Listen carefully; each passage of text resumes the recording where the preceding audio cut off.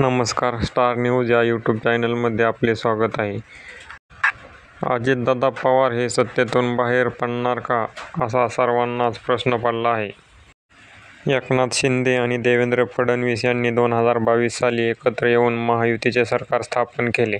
2023 मध्ये अजितदादा पवार यांनी महायुतीला पाठिंबा देत सरकारमध्ये सामील झाले. मात्र महायुतीत सातत्याने खटके उडाल्याचे आपल्याला पाहायला मिळत आहे.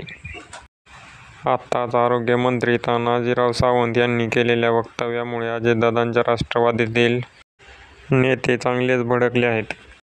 सध्या प्रसारमाध्यमांवर मंत्री तानाजी सावंत यांची एक व्हिडिओ क्लिप चांगलीच व्हायरल होत आहे.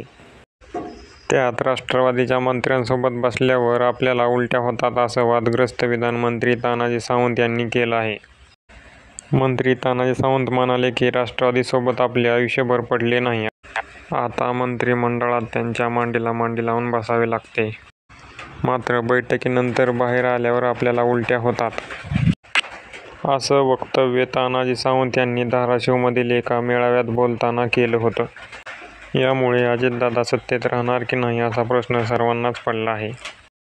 अजितदादांना सत्तेत घेतल्यामुळे महायुतीमध्ये सदैव धुसफूस पाहायला मिळत आहे. यावर अजितदादा प्रसारमाध्यमांशी बोलताना म्हणाले की प्रवक्ते गणेश हाके बोलले की राष्ट्रवादी सोबत युती दुर्दैवी आहे. ठीक आहे ना, ते आम्ही चर्चा केलेली आहे. हे अमित भाईंशी, मोदी साहेबांशी, देवेंद्रजींशी या सगळ्यांशी चर्चा केलेली आहे. तुम्ही जर असं बोलत बसला तर माझे पण खालचे कार्यकर्ते वेगवेगळे बोलू शकतात. हे बोलण्यात काही त्याला फार आम्ही महत्त्व देत नाही. माझं काम माझं चालू आहे. धन्यवाद.